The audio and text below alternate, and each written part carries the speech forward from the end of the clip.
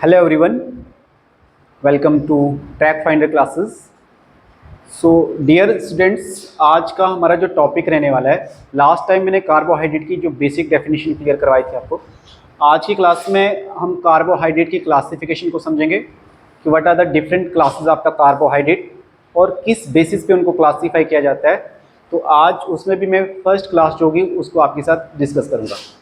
तो अगर हम कार्बोहाइड्रेट की क्लासिफिकेशन पे आए बच्चों, तो कार्बोहाइड्रेट को ब्रॉडली हम क्लासिफाई करते हैं दो डिफरेंट क्लासेस में। ठीक है, तो जो फर्स्ट क्लास है इसके लिए हम टर्म यूज करते हैं the simple carbohydrates and the second one is called as the complex carbohydrate. अब सिंपल कार्बोहाइड्रेट्स में भी फर्दर आपकी दो क्लासेस आ जाती है। ठीक है, तो जो फर्स्ट वन है that is called as the monosaccharides and the second one is called as the disaccharides. ठीक है, तो सिंपल में आपके दो डिफरेंट क्लासेस आ जाएंगी, मोनोसैकेराइड एंड द डाइसैकेराइड्स। और जैसे मोनोसैकेराइड्स की अगर आप एग्जांपल देखेंगे तो मोनोसैकेराइड्स के अंदर आपकी जैसे ग्लूकोज मॉलिक्यूल है, जैसे फ्रैक्टोज है, जैसे ग्लैक्टोज है। तो बहुत सारे डिफरेंट और भी कंपाउंड होंगे मोनोसैकेराइड्स के, मैं लेटर ऑन इनको आपके साथ डिस्कस करूंगा। लेकिन फिलहाल अभी आप जो मोस्ट इम्पॉर्टेंट मोनोसैकेराइड्स के एग्जांपल है आप इनको जरूर मेमोराइज करें। ग्लूकोज, फ्रैक्टोज, ग्लैक्टोज, ये मोस्ट कॉमन एग्जांपल्स हैं मोनोसैकेराइड्स की। इसी तरीके से अगर आप जब जो डाइसैकेराइड्स की बात करते हो तो इसमें भी आपको ये एनसीईआरटी बेस्ड जो एग्जांपल्स हैं ये कोड करने के डाइसैकेराइड्स के अंदर कौन कौन से कंपाउंड्स आते हैं। तो पहले नंबर पे आपका आएगा माल्टोज, दूसरे नंबर पे आएगा लैक्टोज एंड थर्ड नंबर पे आएगा आपका सुक्रोज। ठीक है, और इसी तरीके से जब आप कॉम्प्लेक्स में पॉलीसैकेराइड्स की बात करेंगे जो सेकंड टाइप है, तो पॉलीसैकेराइड्स में आपको यहाँ पे जो मोस्ट कॉमन एग्जांपल हैं, तो जैसे फर्स्ट नंबर पे आप स्टार्च एग्जांपल रख लीजिए। ठीक है, दूसरे नंबर पे फाइबर्स हैं, तीसरे नंबर पे ग्लाइकोजन है, और फोर्थ नंबर पे मैं जो आपके साथ एग्जांपल शेयर कर रहा हूँ that is the cellulose. So these are the examples of what, these are the examples of the polysaccharides. अब क्वेश्चन आ जाता है कि इनको किस बेसिस पे क्लासिफाई किया है। कार्बोहाइड्रेट को में जैसे हमने देखा कि मोनोसैकेराइड है, डाइसैकेराइड है एंड पॉलीसैकेराइड है, तो एक्चुअल में on the base of their monomeric units. ठीक है, मोनोमरिक यूनिट्स क्या हैं, क्योंकि लास्ट टाइम मैंने आपको जब लास्ट क्लास में बताया था कि मोनोमरिक यूनिट जो होते हैं ये सिंपलेस्ट फॉर्म होते हैं किसी भी आपके मॉलिक्यूल्स के। जैसे अगर आपका जो मोनोमरिक फॉर्म जो कार्बोहाइड्रेट का था, तो अभी यहाँ पे ये सारे के सारे जो मोनोसैकेराइड है these are the monomeric form. क्या है ये मोनोमरिक फॉर्म। तो एक्चुअली में ऑन द बेस ऑफ किस बेसिस पे, on the basis of number of monomeric units या मोनोमर्स बता सकते हो। तो मोनोमर या मोनोमरिक यूनिट्स के बेस पे हमने इनको क्लासिफाई किया था। अगर हम देखें ऑल ओवर, तो यहाँ पे ऑल ओवर कितनी क्लासेस आ रही हैं, that is the 3 different classes आ रही हैं। तो अगर इसमें जो आपकी पहली क्लास आ रही है दैट इज द मोनोसैकेराइड, तो मोनोसैकेराइड में एक ही सिंगल यूनिट होगा मोनोमर, क्योंकि ये सारे के सारे मोनोसैकेराइड हैं, तो ये खुद ही एक क्या है, एक सबसे सिंपलेस्ट फॉर्म है कार्बोहाइड्रेट की। सो मोनोसैकेराइड में सिर्फ कितना यूनिट होगा, 1 रेजिड्यू या 1 यूनिट होगा। ठीक है, और इसके अंदर कौन कौन सा है, ग्लूकोज आ रहा है, फ्रैक्टोज आ रहा है और ग्लैक्टोज आ रहा है। इसका मतलब है it consist of only 1 monomeric unit. ये सिंगल एक खुद ही मोनोमरिक यूनिट है। मोनोसैकेराइड में जो आपके एग्जांपल आ रहे हैं these are the monomeric unit of the carbohydrates. लेकिन डाई का कहने का मतलब है, डाई मीन होता है 2, यहाँ पे यानी कि 2 मोनोमरिक यूनिट्स होंगे। जब 2 मोनोमरिक यूनिट आपस में ज्वाइन होंगे तब जाके वो फॉर्म करेंगे किसका, डाइसैकेराइड्स का। देखो मोनो का मतलब हुआ सिंगल, और सैकराइड मीन एक ग्रीक वर्ड सैक्रेन से निकला है, ग्रीक वर्ड सैक्रेन, और सैक्रेन का मतलब होता है शुगर। क्या होता है, शुगर। तो इनके लिए हम टर्म यूज करते थे यार, कॉमनली कहा जाता है शुगर्स। ठीक है, तो यहाँ पे यानी कि ये सिंगल शुगर है, these are the simplest form of sugar. जो मोनोसैकेराइड है these are the simplest form of sugar. Disaccharide में कितने यूनिट्स होंगे भाई, they consist of 2 monomeric unit. जब 2 मोनोमरिक यूनिट आपस में लिंक्ड होंगे तब जाके आपका किसका फॉर्मेशन होगा, disaccharide. Di mean 2, saccharide mean sugar. जब 2 शुगर्स आपस में 2 मोनोमरिक यूनिट आपस में ज्वाइन होंगे तब जाके आपका क्या बनेगा, डाइसैकराइड। और इसी तरीके से कॉम्प्लेक्स में क्या होगा, कॉम्प्लेक्स में जो आपका पॉलीसैकराइड है, तो यहाँ पे क्या होगा, जब बहुत सारे मोर देन 2 मोनोमरिक यूनिट आपस में, आप देखो पॉली का मतलब क्या गया, जब 2 से ज्यादा मोनोमरिक यूनिट आपस में या शुगर आपस में ज्वाइंट हो गए, so they form the what, polysaccharides. तो आज की क्लास में हमारा जो मेन एम है डिस्कस करने का, वो मैं इसमें कार्बोहाइड्रेट का जो फर्स्ट फॉर्म है that is the simpler form, और सिंपलर फॉर्म में भी मैं आपके साथ डिस्कस करूंगा that is called the monosaccharide. देखो एक्चुअली में बच्चों, आप एक दूसरा तरीका भी है कार्बोहाइड्रेट को क्लासिफाई करने का। अगर आप ऑल ओवर एक और भी तरीका है जिसकी वजह से आप जब डिफरेंट बुक्स को रीड करते हैं तो डिफरेंट बुक्स पे कार्बोहाइड्रेट को डिफरेंट तरीके से क्लासिफाई किया जाता है। तो अगर हम एक और तरीके से देखें तो कार्बोहाइड्रेट को हम ऐसे भी क्लासिफाई कर सकते हैं, ठीक है। तो मैं इनको 3 डिफरेंट क्लासेस में जो है क्लासिफाई कर रहा हूँ। एक तो पहले नंबर पे सेम वही आएगा दैट इज द मोनोसैकराइड। तो पहले नंबर पे हम मोनोसैकराइड बात कर सकते हैं, ठीक है। दूसरी जो क्लास हो सकती है ये फर्स्ट वन क्लास है। सेकंड वन पे एक और तरीका जिसको हम लिख सकते हैं ओलिगोसैकराइड्स। क्या लिख सकते हैं, ओलिगोसैकराइड्स। और जो थर्ड वन क्लास होगी बच्चों, इसको बताएंगे पॉलीसैकराइड। क्या बताएंगे, पॉलीसैकराइड्स। तो ये एक और वे है जिसकी वजह से हम कार्बोहाइड्रेट को फर्दर क्लासिफाई कर सकते हैं। अब मोनोसैकराइड कहने का मतलब है जिसमें सिर्फ एक ही यूनिट होगा, एक मोनोमरिक यूनिट होगा, सिंगल मोनोमरिक 1 यूनिट होगा, ठीक है ना। इसी तरीके से ओलिगो का मतलब होता है बच्चों फ्यू। ओलिगो मीन होता है फ्यू, यानी कि जब 2 से लेकर 9 मोनोमरिक यूनिट आपस में ज्वाइन करेंगे। कितने, 2 से लेकर 9 मोनोमर्स आपस में क्या करेंगे, ज्वाइन करेंगे, तब उसके लिए हम क्या टर्म यूज करेंगे, ओलिगोसैकराइड। अब देखो जैसे मैंने वहां पे बताया कि यहाँ पे 2 मोनोमरिक जुड़ के आपके डाइसैकराइड बनाते हैं, तो यहाँ पे मैंने ओलिगोसैकराइड में बताया 2 से लेकर 9 मोनोमरिक ज्वाइन होकर आपके ओलिगोसैकराइड बना रहे हैं। अब इसी में ओलिगोसैकराइड में मैं फर्दर यहाँ पे इसको बता सकता हूँ कि इसके अंदर आपके फिर पहले नंबर पे डाइसैकराइड भी आ सकता है, ठीक है। इसमें आपका डाइसैकराइड भी आ सकता है। इसी के अंदर बच्चों आपका ट्राइसैकराइड भी आ सकता है, ठीक है। इसी के अंदर आपका फिर टेट्रासैकराइड भी आ सकता है। इसी के अंदर आपका फिर पेंटासैकराइड एंड सो ऑन। तो आप नंबर ऑफ मोनोमरिक यूनिट बढ़ते जा रहे हैं, क्योंकि डाइसैकराइड में यहाँ पे सिर्फ कितने यूनिट होंगे मोनोमरिक unit, only 2 monomeric unit. Try में कितने मोनोमरिक यूनिट हो गए, 3 मोनोमरिक यूनिट। टेट्रा में कितने मोनोमरिक यूनिट हो गए, 3 मोनोमरिक यूनिट। और पेंटा में कितने होंगे, 5 मोनोमरिक यूनिट आपस में ज्वाइन होकर पेंटासैकराइड बनाएगा। तो इसी तरीके से अप टू 2 से लेकर 9 तक अगर मोनोमर आपस में ज्वाइन होंगे तो उनके लिए हम टर्म यूज करेंगे ओलिगोसैकराइड्स, यानी कि 2 से लेकर 9 तक अगर आपके मोनोसैकराइड जब ज्वाइन होते हैं दे फॉर्म द व्हाट, ओलिगोसैकराइड। और जो लास्ट है दैट इज द पॉलीसैकराइड। तो पॉलीसैकराइड में हमने बताया कि अब देखो यहाँ पे तो मोनोसैकराइड में एक ही यूनिट है और ओलिगो में 2 से लेकर 9 मोनोसैकराइड यूनिट्स हैं। अगर मोर देन 9 हो, अगर मोर देन 9 मोनोमरिक यूनिट आपस में ज्वाइन हो, मोर देन 9 मोनोमरिक यूनिट आपस में ज्वाइन हो, और वो कितने हो सकते हैं, वो 9 से लेकर अबाउट 1000 में हो सकते हैं। तब ये थाउजेंड्स ऑफ क्या मोनोमरिक यूनिट आपस में ज्वाइन होकर किसका फॉर्मेशन करेंगे, इनके लिए हम टर्म यूज करेंगे पॉलीसैकराइड। क्या बताएंगे, पॉलीसैकराइड। तो हम ये बता सकते हैं कि ऑल ओवर यहाँ पे आपको डिफरेंट तरीके हैं भाई इसको क्लासिफाई करने के। आप चाहे इस तरीके से कर लीजिए, आप इस तरीके से कर लीजिए, एक ही बात है। तो हमने एक्चुअल में किस बेसिस पे इनको किस बेसिस पे क्लासिफाई किया, on the basis of number of monomeric unit, on the basis of number of monomeric unit, monomeric unit. और आपको पता है मोनोमरिक यूनिट कहने का मतलब मोनोसैकराइड्स, जैसे आपके ग्लूकोज, फ्रैक्टोज, ग्लूकोज है। So on the basis of monomeric unit के बेस पे हमने किसको, कार्बोहाइड्रेट को क्लासिफाई किया, किसमें, मोनोसैकराइड में, ओलिगोसैकराइड और पॉलीसैकराइड्स में। Okay, so this one is the basic classification of what, carbohydrate. अब इसमें भी बच्चों आज की क्लास में हम जो पहली क्लास है दैट इज द मोनोसैकराइड, तो मोनोसैकराइड को मैं डील करने वाला हूं आज की क्लास में। तो सबसे पहले हम आ जाएंगे पहली क्लास जो इसकी है दैट इज द मोनोसैकराइड।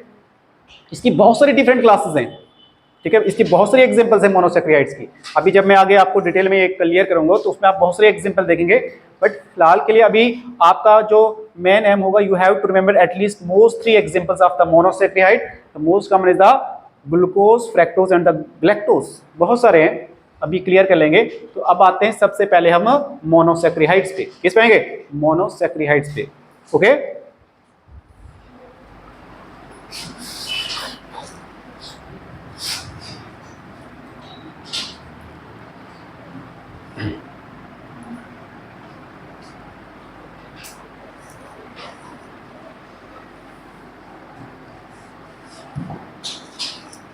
तो अगर पहली क्लास जो आपकी मोनोसैकेराइड है, तो बस आपका जो कंसेप्ट है बस बोर्ड की तरफ और मेरी तरफ होना चाहिए, ताकि मोनोसैकेराइड को आप चुटकी में सीख लें, बस कंसंट्रेशन पूरा होना चाहिए।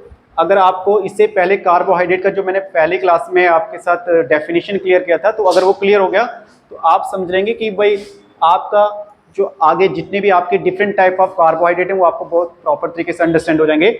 लेकिन पहले आपको मोनोसैकेराइड को अच्छे से सीखना है, क्योंकि जब तक आपको मोनोसैकेराइड के स्ट्रक्चर क्लियर नहीं होंगे तो तब तक आपको फर्दर जो डिटेल में नेक्स्ट जो आपके ओलिगोसैकेराइड है, ओलिगो में चाहे वो डाई है, ट्राई है, टेट्रा है, पेंटा है, हेक्सा है, हेप्टा है, ऑक्टा है, तो वो आपको प्रॉपर तरीके से अंडरस्टैंड नहीं हो पाएंगे। या इसी तरीके से जब आप पॉलीसैकेराइड्स की बात करोगे तो पॉलीसैकेराइड में जैसे आपको ग्लाइकोजन है, सेलुलोज है, ठीक है, या आपका जो स्टार्च है या फाइबर्स हैं, काइटिन है, तो उनके स्ट्रक्चर फर्दर अंडरस्टैंड नहीं हो पाएंगे। इसलिए आपका मेन प्राइमरी गोल होगा सबसे पहले किसको समझना?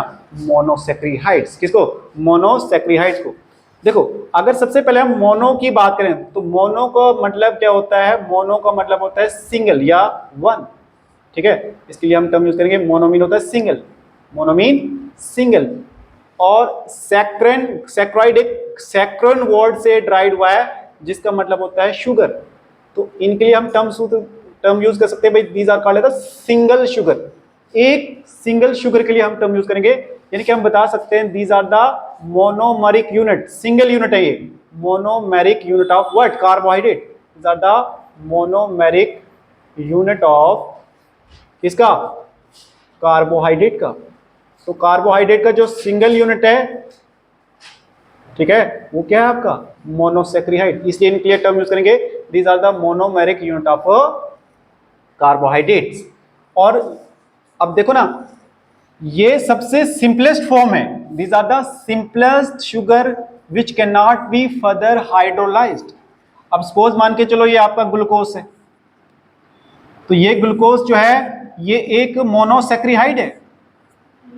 अब ये इससे फर्दर कोई छोटा मॉलिक्यूल नहीं हो सकता जो आपका मोनोसैकेराइड हो सकता है। ये सिंपलेस्ट फॉर्म है, बहुत सारे हैं, बट मैं मान के चलो मोस्ट कॉमन जो एग्जांपल है वो ग्लूकोज को कोड कर रहा हूं। तो ग्लूकोज क्या है? ये एक सिंपलेस्ट शुगर है, ये फर्दर हाइड्रोलाइज नहीं होगा। हाइड्रोलाइज कहने का मतलब क्या है? सपोज मान के चलो आपके पास ये एक डाइसैकेराइड है, दो ग्लूकोज के मॉलिक्यूल आपस में ज्वाइन है, तो जब यहाँ पे ये इनका बॉन्ड यहाँ पे हाइड्रोलिसिस होगा, तो हाइड्रोलिसिस होने की वजह से ये दो ग्लूकोज मॉलिक्यूल अलग हो जाएंगे। अब ये फर्दर जैसे यहाँ पे हाइड्रोलिसिस हुआ, क्या हुआ?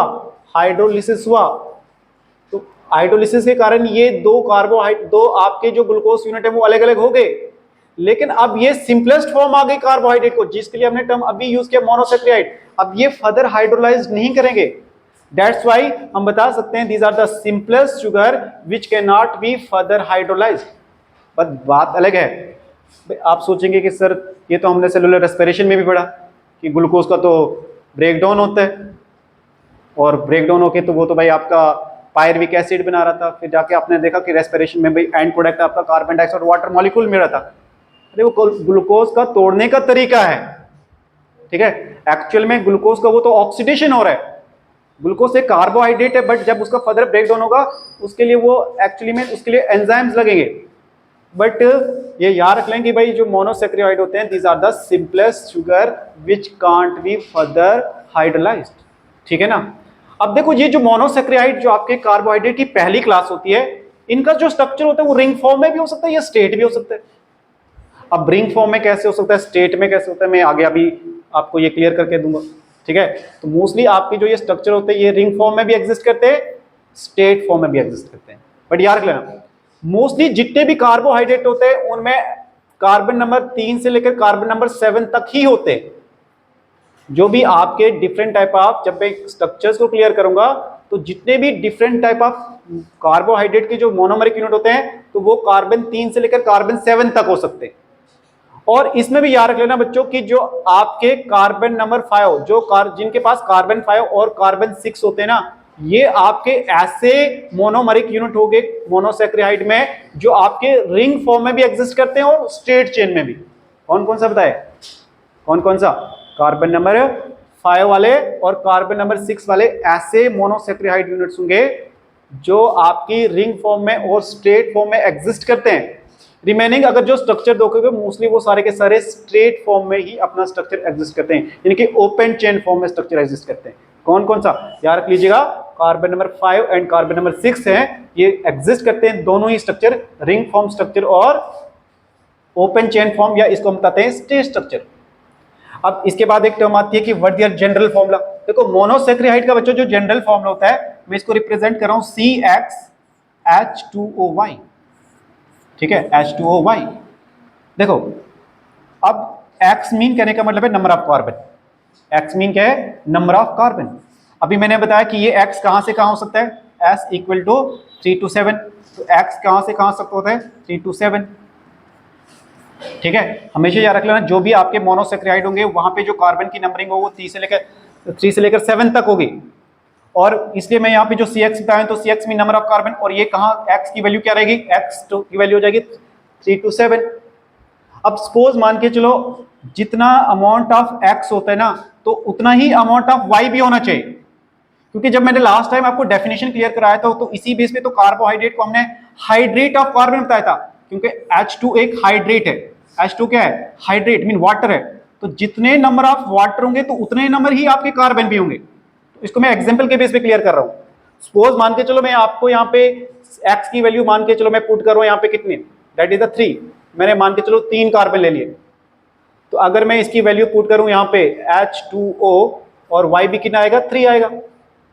अगर फॉर्मूला देखोगे तो C3 आ जाएगा और H2 यानी कि 2 जो है वो किसके साथ मल्टीप्लाई होगा? 3 के साथ, तो भाई कितना आ जाएगा? H6 और O3। इसका मतलब है आपका जो मॉलिक्यूलर फॉर्मूला आएगा इसका कार्बोहाइड्रेट का, दैट इज C3H6O3। और अगर इसमें देखोगे तो जितना अमाउंट आपका वाटर का है उतना ही अमाउंट किसका है? कार्बन का है। That's why these are called as the hydrates of carbon. क्या कहेंगे? हाइड्रेट्स ऑफ कार्बन, क्योंकि हमेशा जितना वाटर का परसेंटेज रहेगा उतना ही कार्बन करेगा। अब देख रहे हैं H2 यहाँ पे 3 है तो यहाँ पे कार्बन कितने हो गए? 3 हो गए। That's why these are called as the hydrates of carbon. और इस फॉर्मूला से आप, और बच्चों ये याद रख लेना कि जो मैं ये फॉर्मूला आपको बता रहा हूं कि ये फॉर्मूला सिर्फ मोनोसैकेराइड के लिए फॉलो होता है। ये आपके डाइसैकेराइड में या ट्राइसैकेराइड, टेट्रा, पेंटा में यूज नहीं होता, ना पॉलीसैकेराइड में फॉर्मूला यूज होगा। ये फॉर्मूला यूज होगा आपके सिर्फ और सिर्फ मोनोसैकेराइड में। अगर आप इनको ओलिगोसैकेराइड्स में या पॉलीसैकेराइड्स में इस फॉर्मूला को अप्लाई करते हैं तो आपके पास रिजल्ट नहीं आने वाला, ठीक है। तो ये जो फॉर्मूला है ये जनरल फॉर्मूला आपका किसका? दैट इज द मोनोसैकेराइड्स का। किसका? मोनोसैकेराइड का। नेक्स्ट पॉइंट, जो ये वाले पॉइंट जो मैंने आपके यहाँ पे मेंशन किए हैं ये लेटर ऑन मैं आपके साथ डिस्कस करूंगा। आप पॉइंट नंबर 6 इस पे जो नेक्स्ट इस पे आ जाए।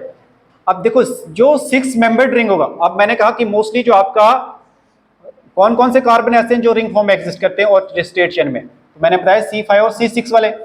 C7 वाला भी रिंग फॉर्म में एग्जिस्ट नहीं करता, इवन के C1 से लेकर C4 तक भी रिंग फॉर्म में एग्जिस्ट नहीं करते। क्लियर है? अब याद रख लेना, अगर देखो आपके जो C5 और C6 जिनके पास कार्बन 5 और कार्बन 6 हैं तो वो आपके रिंग फॉर्म में एग्जिस्ट करते हैं। तो अगर 6 मेंबर्ड रिंग होगा उसके लिए हम टर्म यूज करते हैं पायरानोज। क्या कहेंगे? पायरानोज। अगर 6 मेंबर्ड रिंग होगा उसके लिए हम क्या टर्म यूज करेंगे? पायरानोज। ये आगे स्ट्रक्चर में क्लियर हो जाएगा। अगर 5 मेंबर्ड होगा तो उसके लिए जो हम टर्म यूज करेंगे उसके लिए टर्म यूज करते हैं फ्यूरानोज। क्या कहेंगे? फ्यूरानोज। तो पायरानोज क्या है? 6 मेंबर्ड रिंग, और 5 मेंबर्ड रिंग के लिए हम क्या टर्म यूज करते हैं? फ्यूरानोज। और ये स्ट्रक्चर जो दिया था it is given by the Haworth. ये आपने केमिस्ट्री में भी पढ़ा होगा, जब आप biochemistry in everyday life class 12 के चैप्टर को डील करते हो तो वहां पे बायोमोलिक्यूल का ये कांसेप्ट है। अब देखो मोनोसैकेराइड्स को मैं अब क्लासिफाई कर रहा हूं, so this one is the classification of monosaccharide. जो सबसे सिंपलेस्ट फॉर्म या मोनोमरिक यूनिट है किसके? कार्बोहाइड्रेट्स के। तो इसका जो क्लासिफिकेशन है, तो मैंने अभी बताया कि किसी भी सिंपलेस्ट फॉर्म ऑफ कार्बोहाइड्रेट में जो नंबर ऑफ कार्बन होंगे वो कहां से कहां होंगे, 3 से लेकर 7। तो यहाँ पे अगर देख रहे हैं कि नंबर ऑफ कार्बन एटम्स मैंने कहां से लेकर कहां तक मेंशन किया है, भाई हो सकता है वो कार्बन 3 भी हो, 4 भी हो सकते हैं, 5 भी हो सकते हैं, 6 भी हो सकते हैं, 7। तो 3 से लेकर 7 कार्बन अभी मैंने स्टार्टिंग में आपको बताया। तो अगर देखो, अगर किसी भी एक कार्बन के कंपाउंड में नंबर ऑफ कार्बन 3 होंगे तो उनको बताएंगे trioses. So this are the name of the monosaccharide. अगर कार्बन के अगर मोनोसैकेराइड में कितने कार्बन होंगे, 4, तो उसके लिए हम टर्म यूज करेंगे टेट्रोसिस। अगर 5 होंगे तो पेंटोसिस। इसी तरीके से अगर 6 होंगे तो हेक्सोसिस। सो अगर 7 होंगे तो हेप्टोसिस। इसका मतलब है on the basis of what, on the basis of number of carbon atom के बेसिस पे हमने मोनोसैकेराइड को फर्दर क्लासिफाई किया। कितने क्लासेस में, इनटू द 1 2 3 4 5 क्लासेस में, ट्रायोसिस, टेट्रोसिस, पेंटोसिस और हेक्सोसिस एंड हेप्टोसिस। ठीक है। बट अगर लास्ट टाइम आपको पता होगा कि मैंने एल्डोसिस और कीटोसिस को क्लियर कराया था, तो अगर सपोज मान के चलो मैं एक एग्जांपल आपके साथ कोट कर रहा हूं, अगर मैं 3 कार्बन का ले रहा हूं, कार्बन 1, कार्बन 2, कार्बन 3, अगर कार्बन नंबर 1 के साथ एल्डिहाइड ग्रुप होगा, ये कार्बन 1 है, ये कार्बन 2 है, ये कार्बन 3 है, तो अगर कार्बन नंबर 1 के साथ एल्डिहाइड ग्रुप होगा और रिमेनिंग पे लास्ट वाले कार्बन के साथ हमेशा क्या होगा, CH2H, और यहाँ पे OH और यहाँ पे H होगा, तो यहाँ पे एल्डिहाइड ग्रुप प्रेजेंट है। तो जिन भी कार्बोहाइड्रेट मोनोसैकेराइड में कार्बन नंबर 1 पे एज अ एल्डिहाइड ग्रुप होगा, उनके लिए हम टर्म यूज करेंगे एल्डोसिस। क्या कहेंगे, this are called the aldoses, इन्हें हम टर्म यूज करेंगे एल्डोसिस। और जैसे आपके जितने भी ये सारे के सारे हैं, ये सारे के सारे एल्डोसिस हैं, जैसे ग्लिसरॉल्डिहाइड, एरिथ्रोज, राइबोज, ग्लूकोज, ठीक है, ग्लूकोहेप्टोज, ये सारे के सारे एल्डोज हैं, क्योंकि इनके स्ट्रक्चर में एट कार्बन नंबर 1 पे हमेशा आपका एल्डिहाइड ग्रुप होगा। ये क्लियर कट होना चाहिए कि एल्डोसिस इसलिए बता रहे हैं क्योंकि उनके कार्बन नंबर 1 पे हमेशा एल्डिहाइड ग्रुप होगा। ठीक है। अगर इसी तरीके से देखोगे तो ये आपका कितने कार्बन का होगा, भाई ये कंसिस्ट ऑफ 3 कार्बन, ये 3 कार्बन का होगा, ये भी ये 4 कार्बन का होगा, ये 5 कार्बन का होगा, ये 6 कार्बन का होगा, और इसी तरीके से ये 7 कार्बन का होगा। ठीक है ना, क्योंकि ये ट्रायोसिस है। अब देखो ट्रायोसिस में आपका एल्डोज कौन आ रहा है, ग्लिसरॉल्डिहाइड। टेट्रोसिस में एग्जांपल कौन सी आएगी, एरिथ्रोज। पेंटोसिस में एग्जांपल कौन सा एल्डोज का आ जाएगा, राइबोज। हेक्सोज का एग्जांपल क्या आएगा, ग्लूकोज। इसी तरीके से आप बता सकते हैं कि on the basis of number of carbon के बेसिस पे या तो ये एल्डोसिस हो सकते हैं या कीटोसिस हो सकते हैं। एल्डोसिस कब बताया, जब इनके पास एज अ फंक्शनल ग्रुप क्या होगा, जब इनके पास functional group as at carbon number 1 पे एल्डिहाइड ग्रुप होगा। अब क्वेश्चन आता है कि फिर ये इनको लिए कीटोसिस टर्म कब यूज करेंगे, तो कीटोसिस कहने का मतलब है जब इनके पास एज अ फंक्शनल ग्रुप क्या होगा, कीटोन होगा। अगर सपोज मान के चलो मैं यहाँ पे फिर से 3 कार्बन का ले रहा हूँ, ये भी 3 कार्बन का होगा, ये 4 कार्बन का होगा, ये 5 कार्बन का, ये 6 कार्बन का, और ये 7 कार्बन का। अगर इस केस में आप देखोगे जो डाइहाइड्रो ऑक्सी एसीटोन है ये आपका 3 कार्बन का है, बट ये एक कीटोज है। ये सारे के सारे जितने भी आपके ये सारे के सारे मोनोसैकेराइड्स है। अभी लास्ट क्लास जब लास्ट में मैंने स्टार्टिंग में आपको बताया था कि मोस्ट कॉमन, जैसे मैंने आपको ग्लूकोज, फ्रैक्टोज, राइबोज की एग्जांपल बताई थी, तो अभी देख रहे हैं कितनी सारी लिस्ट आ गई हमारे पास कि आप देख रहे हैं ये सारे के सारे मोनोसैकेराइड सिंगल यूनिट है कार्बोहाइड्रेट के, जिसमें glyceraldehyde, erythrose, ribose, glucose, glucoheptose, dihydroxy acetone, erythrulose, ribulose, fructose, sedoheptulose. But आपको सारे याद रखने की कोई जरूरत नहीं, you have to remember only the most common, जैसे राइबोज, ग्लूकोज, और ये पता होना चाहिए कि ये कितने कार्बन का है। जैसे राइबोज 5 कार्बन का है, ग्लूकोज 6 कार्बन का है, बट ये एल्डोज है, ये क्या है, एल्डोज। और इसी तरीके से फ्रैक्टोज जो है वो कितने कार्बन का है, 6 कार्बन का, लेकिन ये क्या है, कीटोज, क्योंकि इसमें फंक्शनल ग्रुप ऐसा क्या होगा, फंक्शनल ग्रुप होगा आपका कीटोन। सपोज मान के चलो मैं एक एग्जांपल कोड करा रहा हूं, तो अभी देखेंगे अगर मैं यहाँ पे जैसे यहाँ पे 3 कार्बन का लिया था, यहाँ पे मैं 3 कार्बन का ले रहा हूँ, तो 1 2 एंड 3। अब एट कार्बन नंबर 2 पे, जैसे वहां पे कार्बन नंबर 1 पे एल्डिहाइड था, तो कीटो एल्डोज के केसेस में जो एल्डिहाइड ग्रुप होता है वो हमेशा कार्बन नंबर 1 के साथ होगा, लेकिन कीटोसिस में जो फंक्शनल ग्रुप होता है वो कार्बन नंबर 2 के साथ होगा। तो ये कार्बन 1, ये 2, ये 3, और कार्बन नंबर 1 और लास्ट वाले कार्बन के साथ हमेशा CH2OH होता है, CH2H होता है। तो ये आपका जो स्ट्रक्चर हो गया that is the dihydroxy acetone. ये 3 कार्बन का आपके पास कीटोज आ गया, और ये क्या है, ट्रायोज है, क्योंकि इसके पास 3 कार्बन है बट कीटोज है, क्यों? क्योंकि इसके पास कार्बन नंबर 2 पे as a functional group ketone है। क्या है? कीटोन है। ठीक है, तो इसी तरीके से आपको इनके स्ट्रक्चर को, भाई जिस बच्चे को अगर ये स्ट्रक्चर क्लियर होंगे दो बेसिक, तो आप किसी का भी स्ट्रक्चर ड्रा कर सकते हैं। आप ये मैं इनका लीनियर चेन स्ट्रक्चर ड्रा कर रहा हूँ। आप इसी तरीके से आने वाली क्लास में मैं आपके साथ जो स्ट्रक्चर एक्सप्लेन करूंगा वो मैं आपके जो आपके एनसीईआरटी बेस्ड है, जिसमें मैं 5 कार्बन 6 कार्बन के स्ट्रक्चर आपके साथ एक्सप्लेन करूंगा।